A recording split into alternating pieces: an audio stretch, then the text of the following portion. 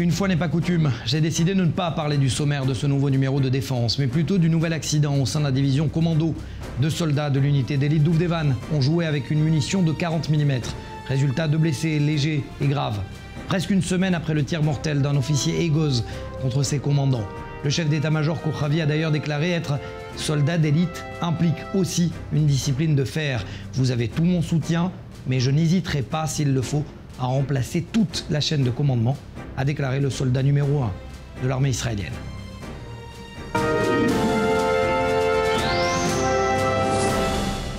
Trois morts et 6 blessés, c'est le bilan de l'attaque de missiles et de drones kamikazes de rebelles houthis yéménites pro-iraniens contre des sites industriels à Abu Dhabi, aux Émirats. En réponse, la coalition a frappé plusieurs cibles. Houthi Hassana, le commandant de l'unité des missiles balistiques, aurait été éliminé. Pour en parler, nous sommes avec vous, Bastien Bory, notre correspondant à Dubaï. À quoi joue l'Iran, Bastien ? Mathias, 3 mots de contexte d'abord pour comprendre l'étonnement suscité par cet événement. Oui, les relations Émirats-Iran se sont déjà détériorées par le passé. Attaque de l'ambassade saoudienne à Téhéran en 2016, frappe contre l'industrie pétrolière saoudienne, menace de représailles iraniennes après les accords d'Abraham. Oui, tout cela fait beaucoup, mais pèse peu. Car en fait, les 2 pays travaillent ensemble. Les Émirats sont le premier partenaire de l'Iran pour les importations. Les Iraniens possèdent 200 milliards d'euros d'investissement aux Émirats. Les ports émiratis sont les moins chers de la région pour l'acheminement des marchandises iraniennes en Afrique. Les Émiratis fournissent Téhéran en pleine pandémie pour renforcer leur diplomatie humanitaire. Ce sont 2 nations qui pourraient même s'entendre militairement sur la Syrie pour relancer le développement de la région. Alors qu'est-ce que les Iraniens cherchent avec cette attaque de lundi ? Eh bien, ils appliquent au pied de la lettre ce fameux concept de proxy. C'est comme si les Houthis étaient pour eux une société écran. Les Iraniens les entraînent, les arment, les utilisent dans l'ombre pour défendre leurs intérêts pétroliers notamment, tout en faisant en sorte que cela ne complique pas trop leurs relations avec les pays avoisinants comme les Émirats. Mais l'Iran doit faire attention car la force rebelle Houthi ne cesse de croître. Entre 200 et 300 000 Yéménites armés en feraient partie. Et l'hypothèse de voir l'autorité de l'Iran sur ce groupe être dépassée est bien réelle. Alors, vous parliez d'un rapprochement Émirats et Iran. Il y a un autre, Arabie Saoudite, Iran. Est-ce que ce rapprochement timide aussi pourrait déjà voler en éclats avant d'être consommé ? Alors, il ne vole pas en éclats, mais il montre à quel point la diplomatie est tout sauf une affaire de cadeau. Les Saoudiens ont assez nettement baissé la garde sur le nucléaire iranien. Ils étaient opposés aux négociations de Vienne. Ils y sont maintenant favorables. Mais ça ne veut pas dire pour autant que Téhéran va faire table rase de ses intérêts régionaux. Des intérêts qui incluent d'ailleurs son programme de missiles balistiques, qui ne fait pas partie des négociations de Vienne. Donc, c'est un dossier sur lequel les Iraniens avancent librement. Et on l'a vu ici lundi. Et pour finir, une donnée à mon sens fondamentale, Téhéran a bien compris que l'Arabie saoudite veut quitter à tout prix le Yémen, une guerre néfaste pour son image. Donc les Iraniens feront tout pour gagner la partie là-bas, car ils savent que, quoi qu'ils y fassent, j'allais dire, cela aura peu d'impact sur le réchauffement de leurs relations avec les Saoudiens. Merci beaucoup justement pour ces explications et ces précisions. Bastien Bory, correspondant d'I24 News à Dubaï. Merci à vous. C'était il y a 12 ans, jour pour jour, le 19 janvier 2010, Mahmoud al-Mabrour, l'un des fondateurs des brigades Ezedin al-Qassam du Hamas, est éliminé dans sa chambre d'hôtel aux Émirats Arabes Unis. Une opération selon les rapports étrangers menée par le Mossad sans que jamais Israël ne reconnaisse officiellement les faits. Océane Nicole, Johanna Castel et Ava Merger. Ces 2 joueurs de tennis qui semblent rentrer tout droit d'un entraînement pénètrent dans cet ascenseur. À l'intérieur, Mahmoud al-Mabrour qui rejoint sa chambre d'hôtel, la chambre numéro 230. Quelques heures plus tard, ce Palestinien de 49 ans sera retrouvé mort sur son lit dans une élimination maquillée en suicide. Elle est surnommée le Dubai Gate, l'affaire de l'élimination de Mahmoud al-Mabrour. Le lieu du crime, le luxueux hôtel Rotana en plein cœur de Dubaï, aux Émirats Arabes Unis. Le 19 janvier 2010, un commando de 11 personnes, dont une femme, arrive dans cet hôtel. Ces images proviennent des vidéos de surveillance de l'hôtel. On y voit à plusieurs reprises les membres supposés de ce commando. Tel un film, tous sont déguisés. Ils repèrent, suivent, préparent minutieusement l'élimination de ce Palestinien, qui n'est autre que l'un des fondateurs de la branche militaire du Hamas. Au total, plus d'une trentaine de caméras ont été utilisées par la police locale pour reconstituer la scène. Car pour les Émirats Arabes Unis, pas de doute, le Mossad est derrière l'opération. Nous serons très reconnaissants envers tous ceux qui collaborent avec nous pour nous permettre de retrouver les auteurs de cet assassinat. Concernant ceux qui refusent de nous aider, nous mettrons fin à nos relations avec eux dans une mesure extrême. Nous n'accepterons pas que certains pays ne coopèrent pas avec nous. Mahmoud al-Mabrour était dans le collimateur d'Israël depuis des années. Il était soupçonné d'importer dans la bande de Gaza des armes iraniennes sophistiquées, notamment des roquettes. À ce jour, aucun des 11 membres du commando n'a été retrouvé. L'hypothèse reste possible. Le Mossad a peut-être volontairement laissé des traces de son opération. Objectif, envoyer un message à ses ennemis, même si officiellement, Jérusalem n'a jamais confirmé être derrière l'élimination de Mahmoud al-Mabrour. Docteur Yael Pinko, bonsoir. Vous êtes ancien commandant des renseignements de la Marine et officier des renseignements au bureau du Premier ministre. Est-ce que vous pensez que ceux qui ont mené cette opération ne pourront plus reproduire ce mode opératoire tant qu'il était complexe et minuté? Thank you very much first for having me here. Bonsoir et merci de m'avoir invité. Ce n'était pas la première fois que ce genre d'opération était menée. Il y en a déjà eu plusieurs. Côté israélien, il n'y a eu aucune preuve qui confirme que ça a été effectué par Israël. Mais quand on regarde la liste des opérations de ce type et des assassinats qui ont eu lieu tout au long de l'histoire dans plusieurs pays du monde, on remarque qu'il y en a plusieurs qui ont été commis par Israël. La préparation, l'organisation et l'exécution de ces types d'opérations sont assez fréquentes. Vous avez écrit aussi que le renseignement était tellement précis que la boîte mail de Mabrour a été hackée et que le commando était arrivé à Dubaï avant même qu'il monte dans un avion de Damas pour les Émirats. First, according to Hamas press, Oui, d'après les articles de presse du Hamas, son téléphone portable a été piraté et toutes les données contenues dans son calendrier, tous ses rendez-vous ont été découverts. Et grâce à ces renseignements, le commando savait exactement à quel endroit Mahmoud al-Mabrour allait se rendre, à quelle heure et quelle personne il allait rencontrer. Et c'est l'une des caractéristiques de ces opérations qui se basent principalement sur les renseignements récoltés. Quand une cible est identifiée, il faut avoir des informations très exactes et très précises. Et il faut beaucoup de temps pour recueillir et analyser ces renseignements. Ça peut prendre plusieurs semaines, voire même plusieurs mois. C'est véritablement grâce à ces informations qu'une opération peut être exécutée. La question est de savoir si le Hamas a changé aussi de mode opératoire. Comment il protège ses hommes ? Je crois que Mahmoud al-Mabrour était quelqu'un de très important pour le Hamas, mais aussi pour l'Iran, parce que c'est lui qui était chargé de faire le lien entre l'Iran et le Hamas. Et c'était lui qui fournissait le mouvement palestinien en armes iraniennes. Après ce genre d'événement, le Hamas s'arrête et tire les leçons de ce qu'il s'est passé. Les membres du Hamas prennent le temps de réfléchir pour essayer de comprendre comment les renseignements ont pu être révélés. Et c'est ce qu'il se passe après toutes les opérations de ce genre. D'ailleurs, on l'a vu après l'assassinat de Qassem Soleimani. Les unités commando et les services secrets américains ont mené cette opération en se basant sur des renseignements. Et ce qu'on voit, c'est que les membres du Hamas sont en phase d'apprentissage permanent et qu'ils s'améliorent chaque fois un peu plus en reconnaissant certains schémas. Ils comprennent ce qu'il faut faire et ne pas faire. Chaque assassinat représente une sorte d'accident de parcours pour eux. Dans un premier temps, ça les déstabilise, ils se sentent plus vulnérables.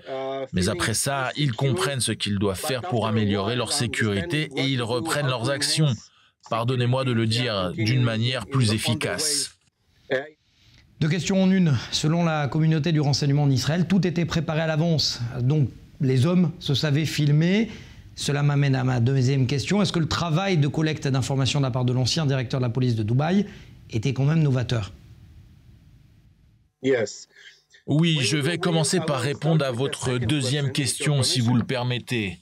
Quand on va à l'hôtel, il y a des caméras de surveillance. Et pour n'importe quelle personne comme vous et moi qui va à l'hôtel, c'est normal qu'il y ait des caméras dans le hall d'entrée. Dans les étages, on ne fait pas attention. Mais dans ce cas précis, et ça tout le monde le sait, il y avait des capteurs vraiment partout. Personne ne pouvait y échapper. Donc dans ce genre d'opération, il y a des défis, des obstacles. Et on sait ce qu'il faut faire et comment faire. Comment prendre en considération les difficultés éventuelles? C'est la première chose. Ensuite, pour parler de l'ancien directeur de la police de Dubaï, il était extrêmement motivé. Il avait tout ce dont il avait besoin. les enregistrements vidéo des caméras et des capteurs, les données des passeports et tous les passages à l'aéroport de Dubaï des membres du commando. Donc il a fait un très bon travail d'analyse et de renseignement. Il a pris les images et tous les enregistrements des caméras, il a récupéré les informations des téléphones portables des gens à l'aéroport et a créé un immense puzzle avec tout ce qu'il a récupéré. Il a rassemblé toutes les pièces de manière très méthodique et organisée et une fois qu'il a découvert les emplois du temps puis les données des passeports, il a fait un excellent travail analytique en recoupant les vidéos de l'aéroport avec celles de l'hôtel. C'est ce qui a permis au directeur de la police de savoir qui étaient les membres du commando. Il ne lui restait plus qu'à comprendre qui étaient ces individus qui avaient des passeports européens. Ils possédaient des passeports allemands, français, britanniques et irlandais. Et pour trouver la dernière pièce manquante du puzzle, il est allé à l'aéroport et il a demandé à avoir les informations qui lui manquaient. Il a recoupé tous les renseignements et c'est ça qui lui a permis de résoudre l'énigme. Il a donc réussi à démasquer qui était, selon lui, le commando, même si ces derniers avaient pris le soin de se déguiser.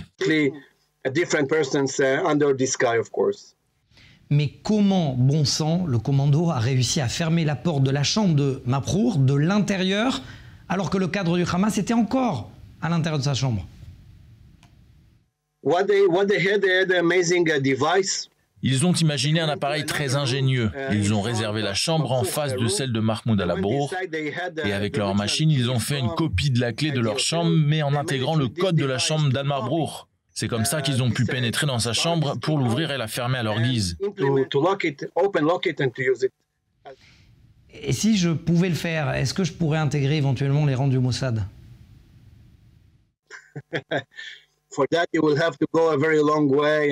Pour ça, vous allez devoir suivre un entraînement très long. Quand on en parle, c'est vrai que ça ressemble à un scénario de film, mais en réalité, il faut vraiment du temps pour parvenir à ce niveau de professionnalisme et mettre en place ce genre d'opération. Ce n'est pas si simple. Bon, ben, je resterai dans l'imaginaire avec le 007. Merci, Dr. Eyal Pinko, d'avoir été notre invité. Merci beaucoup. C'est un phénomène que l'on voit de plus en plus des responsables du Hamas, on vient d'en parler, et du djihad islamique qui décident de vivre à l'étranger, de troquer leur domicile de la bande de Gaza pour des hôtels de luxe. Océane Nicole, vous nous en parlez. Tout à fait, Mathias. Et rien que pour l'année 2021, eh bien, ce sont précisément 8 responsables du Hamas et du djihad islamique qui ont d'ores et déjà quitté la bande de Gaza au profit de vies bien plus confortables à l'étranger. Alors parmi eux, il y a tout d'abord Ismaël Haniyeh, leader du Hamas. Lui, il a quitté Gaza depuis son élection et il réside au Qatar avec sa famille dans un hôtel 5 étoiles. Il a d'ailleurs fait pression auprès des autorités égyptiennes pour faire passer sa famille afin qu'elle le rejoigne à Doha où la famille vit donc désormais dans des luxueux hôtels. Il y a aussi Khalil Alaya, lui, il est chef adjoint du Hamas à Gaza, responsable des liens avec les pays arabes et les pays islamiques. Lui aussi, il réside au Qatar dans un hôtel de luxe et lui aussi a pris le soin, attention, d'emmener sa famille avec lui. Il y a aussi Salah Bardalwil, qui est cadre du Hamas à Gaza, réside au Qatar et lui, la raison affichée, eh bien, c'est prendre une année sabbatique à l'étranger, mais peu de chance qu'après avoir vécu dans des hôtels de luxe, il souhaite revenir à Gaza. Il y a aussi Mathias Salmi Abouzouri, ancien porte-parole du Hamas, cadre du mouvement. Lui aussi vit désormais au Qatar et il y a aussi Fatih Ahmad, qui est chef du Hamas dans le nord de la bande de Gaza, à la tête d'une propre milice au sein de l'organisation terroriste. Il appelle d'ailleurs régulièrement à des attaques depuis les territoires et lui a quitté Gaza secrètement. Il vit entre Istanbul et Beyrouth. Et puis à cela, il s'ajoute aussi 2 cadres du djihad islamique, le cher Nafez Azam et Mohamed Al-Hindi, tous les deux du bureau politique du mouvement. Et eux, eh bien, ont quitté très secrètement la bande de Gaza pour des appartements et des résidences de luxe à Damas, Beyrouth ou encore à Istanbul, sans oublier évidemment, Mathias, les 2 leaders du Hamas, Khaled Meshral, qui vit lui aussi au Qatar à Doha, et Saler Al-Azouri, qui vit la plupart du temps à Istanbul depuis des années. Et évidemment, aucun des cadres du mouvement terroriste que l'on vient de nommer, Mathias, n'ont montré de signes de volonté de rentrer prochainement dans la bande de Gaza. Et ils appellent toujours à la guerre, bien évidemment, depuis leur établissement de luxe, aventurier mais pas téméraire. Merci beaucoup, Océane Nicole, toujours pour ces précisions. Merci Mathias. Et pour terminer, j'ai l'immense plaisir de recevoir l'un des 3 auteurs de ce livre, en hébreu, Bal Kocham, on pourrait traduire peut-être malgré eux. Irad Gil, merci d'être avec nous. Vous êtes lieutenant-colonel de réserve de l'armée israélienne. Vous êtes l'un des pionniers de la théorie de protection dans les lieux publics. Et vous êtes directeur du groupe Metsuda. Merci d'être avec nous. Vous êtes auteur de ce livre. Et également Eric Borenstein. C'est vous, grâce à qui on doit tous ces dessins à l'intérieur du livre. D'abord, Irad Gil, pourquoi avoir choisi de raconter la vie de tous ceux qui étaient généralement dans l'ombre?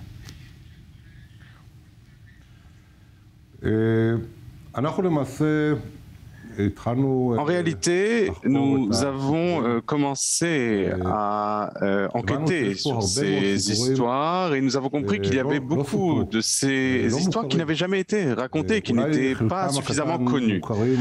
Une partie de ces histoires sont connues peut-être dans un petit milieu des gens qui étaient dans les services, mais souvent ces histoires n'étaient pas connues même par eux.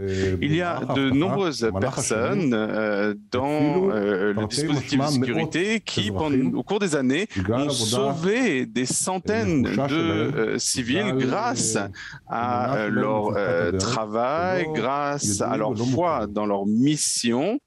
Et ce sont des gens qui sont souvent méconnus ou inconnus, et nous avons décidé de raconter leur histoire pour leur rendre hommage. Alors commençons d'abord par Zurich, 1968, un certain Rachamim. Cette histoire est incroyable, racontez-nous-la.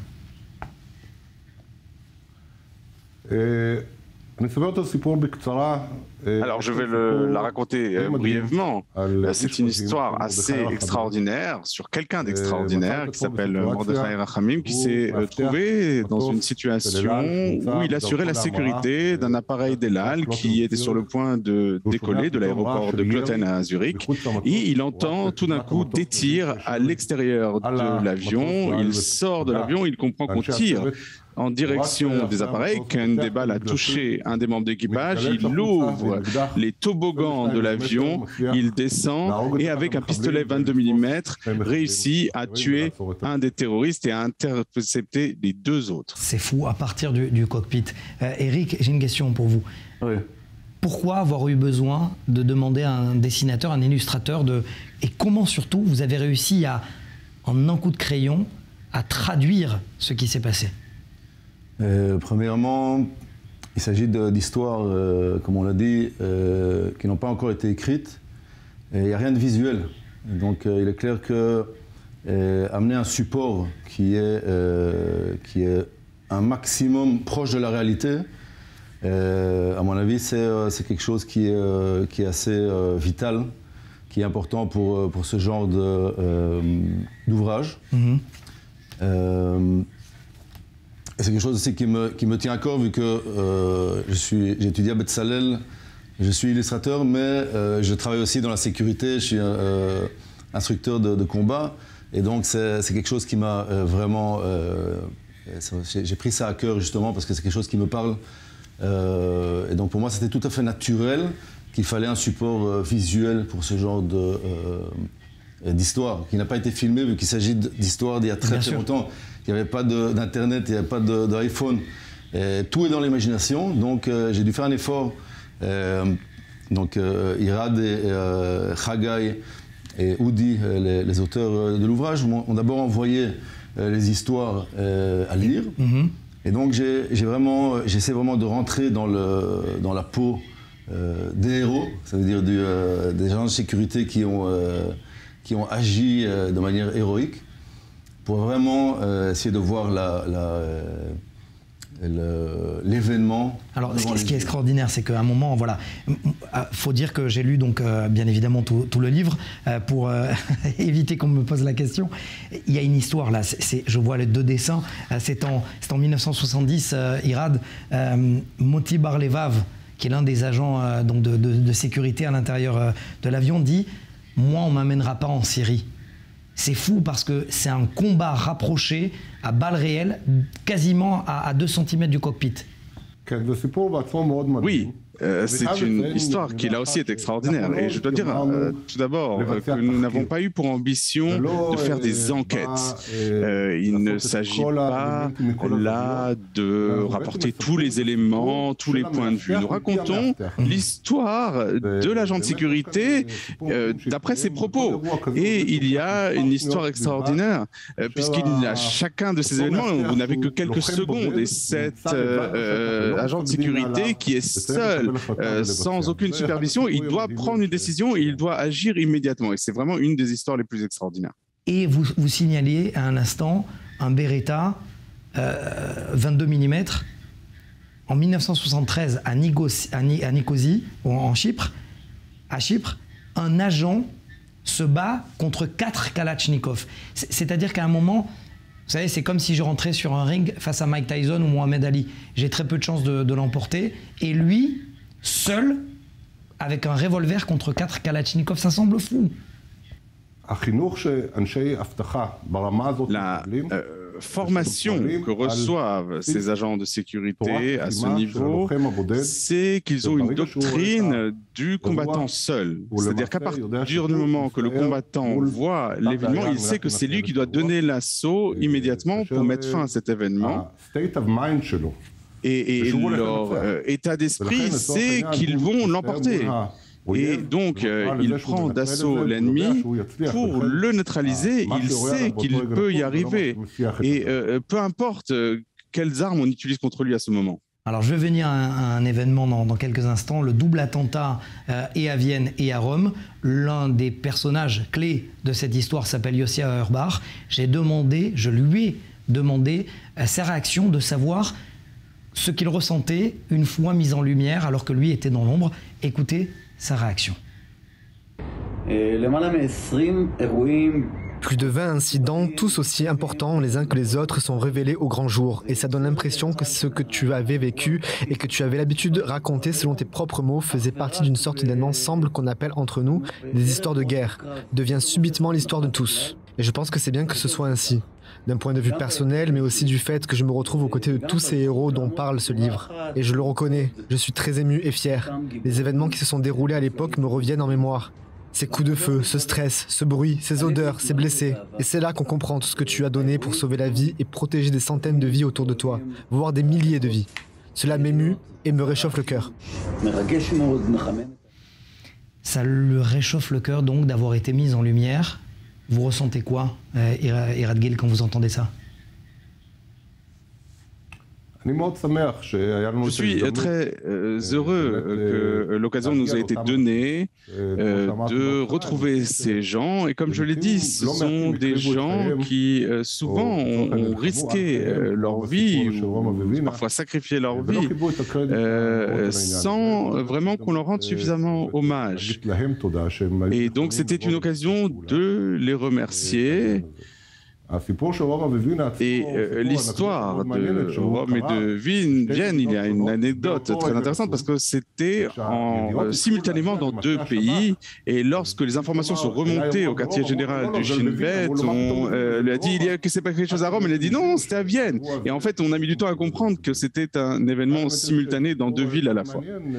Et l'histoire qui est très intéressante, c'est non seulement qu'il y a eu un combat pour éloigner les assaillants, mais ils sont sortis, ils se sont lancés à la poursuite en prenant le contrôle de deux voitures de police qui étaient à l'extérieur, et donc deux des agents de sécurité sont entrés dans ces voitures de police et ont donné la chasse à ces deux terroristes jusqu'à ce qu'ils arrivent à les interpeller dans un pays étranger. C'est extraordinaire. Et alors, et vous mettez en lumière également, vous Eric, à un moment, il y a une course à Orly, ça se passe à Orly, de 400 mètres à l'extérieur sur le tarmac. Et vous m'avez appris d'ailleurs, hors antenne, qu'aujourd'hui encore, il y a un examen au sein du Shabbat qui s'appelle examen 400 mètres. C'est la course, après la course de 3000 mètres, il y a la course de 400 mètres. J'ai beaucoup d'amis qui ont fait les meilleures formations d'agents de sécurité en Israël. Et chaque fois, ils me demandaient, mais pourquoi après le 3000 mètres, on doit faire le 400 mètres? Et ça, c'est, comme on dit chez nous, tout a été signé avec le sang.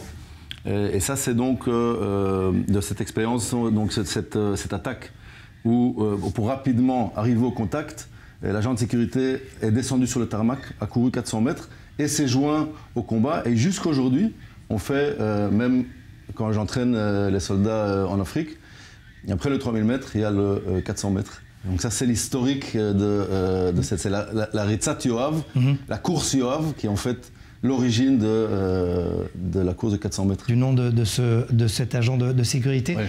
Dernière question, Irad Gil. Comment se fait-il que 95% des personnages qui sont cités dans ce livre sont restés en vie malgré avoir vu la mort à leurs yeux? Nous avons choisi de présenter surtout les histoires de succès. Il y a eu des cas dans le monde où des agents de sécurité ont sacrifié leur vie. Nous avons décidé de nous focaliser dans ce livre dans les histoires les plus réussies et surtout nous avons voulu retrouver ces gens pour qu'ils racontent eux-mêmes l'histoire. Nous avons voulu entendre les propos des agents de sécurité. Et je pense que ce qui est particulier dans ce livre, c'est qu'il y a beaucoup d'événements qui peuvent offrir des leçons aux agents de sécurité aujourd'hui. Des gens qui ont agi selon les règles et on voit que tout l'investissement qui a été fait et on peut montrer qu'en suivant les règles, on y parvient. Merci énormément, Irad Gil. Je rappelle que vous avez écrit avec Haggai Baram, Audi Lev-Er, et vous, illustrateur Eric Borenstein. C'est grâce à vous aussi que cette interview a pu voir le jour. Merci énormément, messieurs. Bal Kocham en hébreu, malgré eux. Donc, ce livre, je vous invite à le lire. Merci à vous, et on se retrouve donc la semaine prochaine.